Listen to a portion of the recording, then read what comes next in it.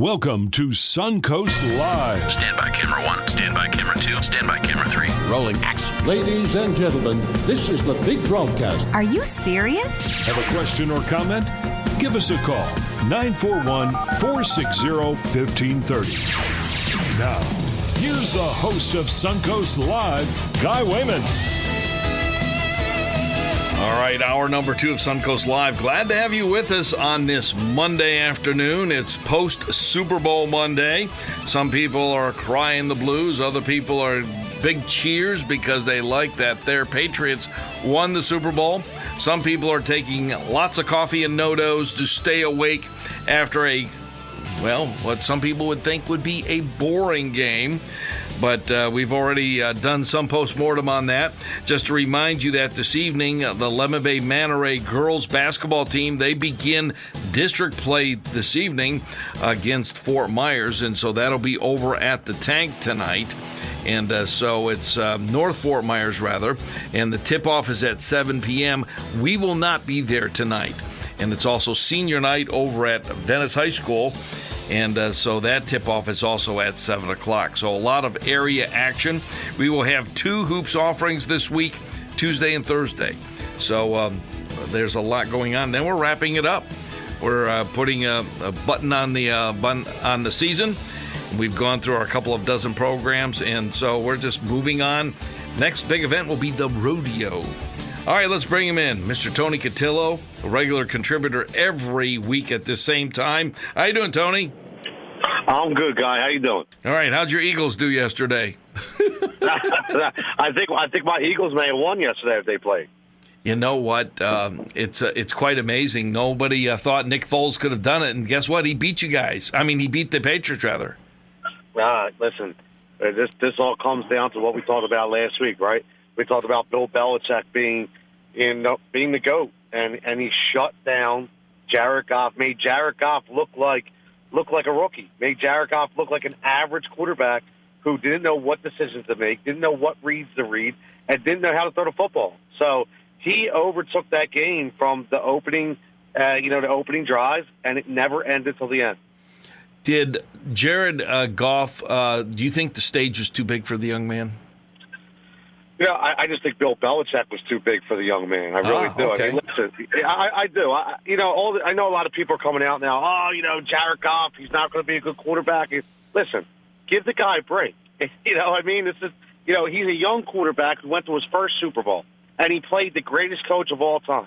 So, listen, he'll learn from this, and I'm sure in the biggest game of all time. And, you start in high school, you go to college, and then you go to the pros, and the game speeds up every step of the way. You go to the playoffs, it speeds up some more, and the Super Bowl is the biggest stage, and that game was probably flying in his brain. Well, I'm sure. And let's not forget, this game's all about adjustments. And adjustments that Sean McVay didn't make. Adjustments that his 33-year-old head coach was supposed to help him, and he didn't. So this isn't all on Jared Goff. This has to be on Sean McVay as well, because Josh McDaniels, he made the adjustments in the final 10 minutes of the game, and that's why the Patriots won. I agree with you in the fact that out of all the people, and, Julian Edelman, congratulations to him for getting the MVP and all, but I believe that probably the man responsible more for the win last night was probably Bill Belichick above everybody else that you can name. You know what? The way he played the week before, and what I mean by that, the defensive scheme he built to stop Patrick Mahomes, and then this week, the scheme that he built to stop Jared Goff. It was something of greatness. It really was. It was something that not only did I did not expect, but I didn't expect the Patriots to dominate that game on the defensive side of the ball. No, I did not either, and it was truly,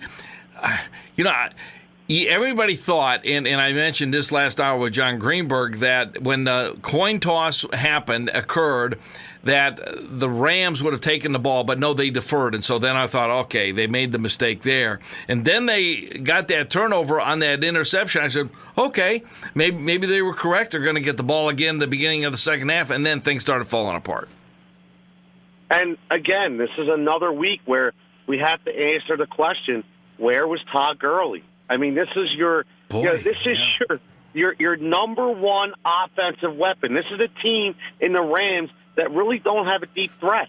Okay, I get Brandon Cooks to them is their guy, but when they lost Cooper Kupp, that really shifted their offense to the running game, and they really didn't use 16 times he touched the ball. They didn't use Todd Gurley. Is he super dog? Is he in the super dog house, or because I don't think he's injured. I think he's in the dog house or something. I don't think they want to play him.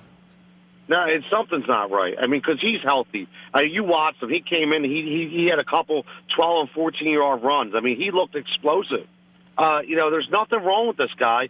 And I'm sorry, but the biggest stage, it's unexplainable. It's inexcusable, I should say, to not have your highest paid and most predictable offensive weapon sitting on the sideline. It's inexcusable. It is.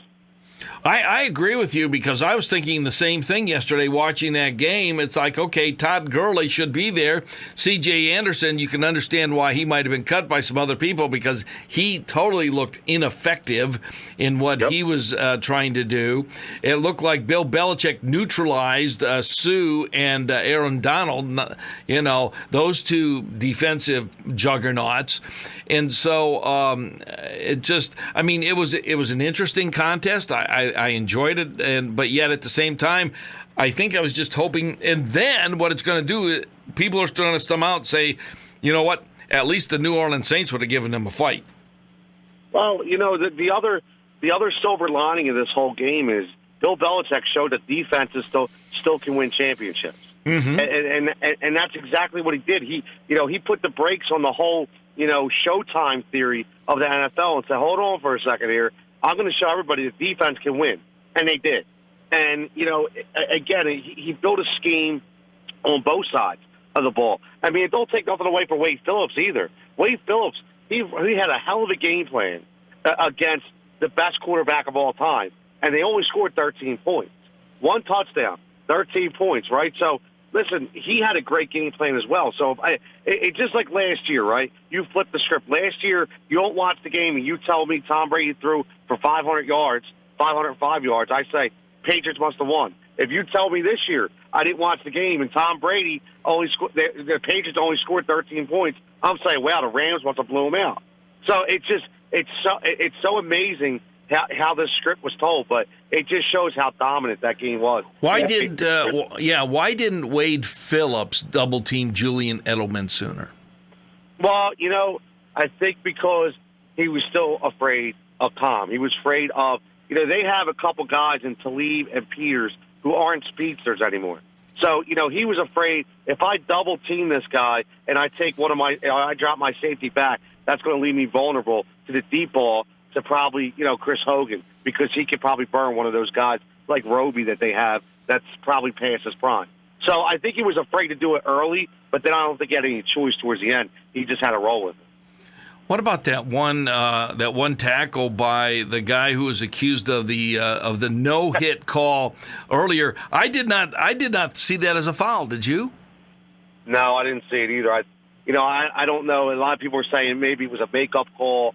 I don't know if it was necessarily a makeup call. I think we overreact to a lot of these things because, we see these things right on TV. We have the best angle in the house. We have no idea where that sideline judge is. We have no idea where that, off-the-field referee is. We don't know what angle they're looking at. So that angle for themselves could have basically looked like maybe he hit him. I'm not sure. So it did look suspect to me, but I think it's really hard to kill the referees over that. All right, let's go back a couple of weeks ago with that New Orleans Saints call, that no call. And I've been thinking about this, that basically what the NFL should do is have an NFL referee in each stadium where it is occurring, have access to all of the video replay monitors in every play, because television replays everything. And they replay it from 14 angles. I mean, they go through the litany of let's look at this, let's look at this. And he can see all of the different angles from a particular play. At that point in time, if he sees something, whether it's a concussion call or whatever, he can immediately flag down the officials down on the ground, and that initiates more of the replays than not. And then you don't need New York City to get involved, but then that way you solve some of these problems. I've been thinking about that. Does that sound reasonable? It's not a bad idea, but I just get to the point of when is enough replay enough?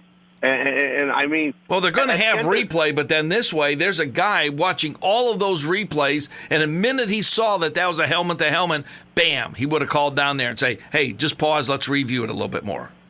Yeah, but you're saying now that you want them to start replaying pass interference calls.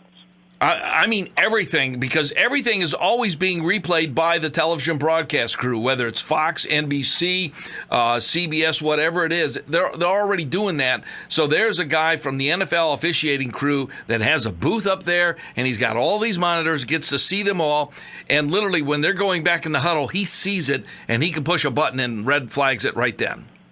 I mean, he might not do it. He might not do it on every one, but he will see it. And if they've already called the flag on the field, he doesn't have to do that.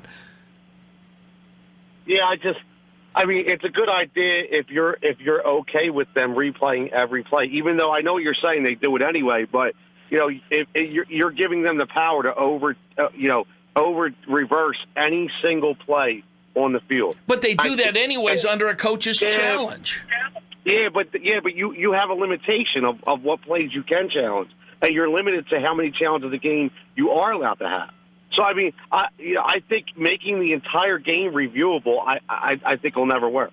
I just say, you know what? This way, we're either in or out. We're either going to review them or not going to review them. Eventually, though, we have to go by human judgment. That's what the game was built upon. So there has to be some kind of human judgment element to the game, in my opinion. I just don't think everything can be replayed. Very few calls last night, though, weren't there? There was. I really liked that officiating crew last night. I really did. I like Perry. I think he does a good job, and I think his explanations are good. And I think that they let them play a little bit. I watched the corners kind of battle a little bit. There could have been some questionable calls on both sides, but I like how they let them play. I really do, and I think it was a well played game. It really was. And listen, I know people are mad. They say it's boring. There was only it was only 3-0 at half, and listen, this was a knock them down, in the trenches battle, and basically the Patriots came on top. And I thought it was great to see, even though the Patriots won, I thought it was great to see them change their scheme on the fly and be able to go down the field and score that touchdown in 4 plays at the last 7 minutes. Did CBS throttle back Romo? Interesting question, isn't it?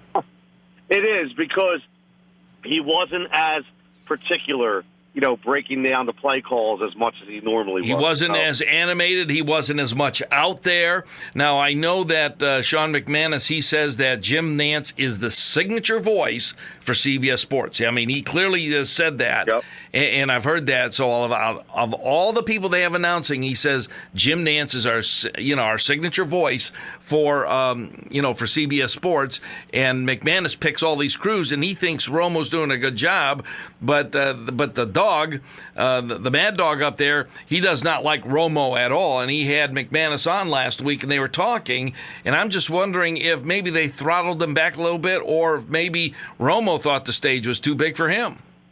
Well, I was just going to say, I think maybe Romo tried to throttle himself back only because this is the first Super Bowl he's ever done, first Super Bowl he's been at. So I think he was probably like a kid in a candy store, right? Part of the cliche, but I think that's really what he was. And I think he said to himself all week, I really had to dial this down because I'm really going to go crazy, inside this box. And I have to do a professional job and call the game next to a Hall of Fame broadcaster. So I think in his mind, he really wanted to tone it down as well. And he never saw a game. He might have played in some games, but he never witnessed the pregame of 6-7 hours as what occurred with CBS Sports with like a Jim Brown and Ian Eagle and those guys. I mean, they had to actually produce for those hours before the game, and that's yeoman's work right there. Absolutely. I mean, and honestly, when is enough? How much pregame can you really how much pregame do you really have? How many questions? How many analytics can you go through in 6 to 7 hours? I mean, it's just it's tiring. To get you up to that national anthem, it really is. Okay, what goes on from here now, Tony? Well, now you have the off season, right? You have the franchise tag tenders. You have any kind of trades, free agency. Then you look towards the draft.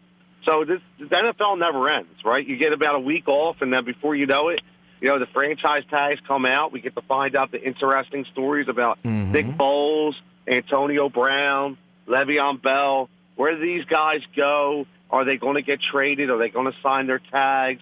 How much money is Bell going to get? So, what kind of contract Patrick Mahomes is going to get? There's a lot of interesting storylines coming through the play. And pitchers and catchers start reporting. Yes, yeah. A couple. What's it? 13 days, I think. Pitchers and catchers. They had their Valentine's Day. So, baseball. It's spring in the air. It's actually, I'm on the East Coast here. It's actually 65 degrees. So. I'm getting a little taste of spring right now. Oh, well, it's always good talking with you. Right now we have 73. Hey, listen, I'll take 73. Yes. I'll take 65, but 73 is a lot better in my mind. And then we're going to be at close to 80 by the end of the week. Wow, that's going to be great. I can't wait for 80s. Yeah, well, they'll be coming. Tony Cotillo, you can find him at phillyinfluencer.com, fantasysportsaddiction.com, and your newest podcast called The Heat Ratio, which comes out every Wednesday, I believe, right? Yes, every Wednesday from 12 to 1, and you can you can hear this again live on the heatratio.com YouTube page as well. So everybody wants to listen, they can listen in. All right. Thank you so much, Tony, and we'll catch you again next Monday for another edition. Sounds good, guy. Have a great week. All right. Mr. Tony Cotillo, and we'll be back ourselves.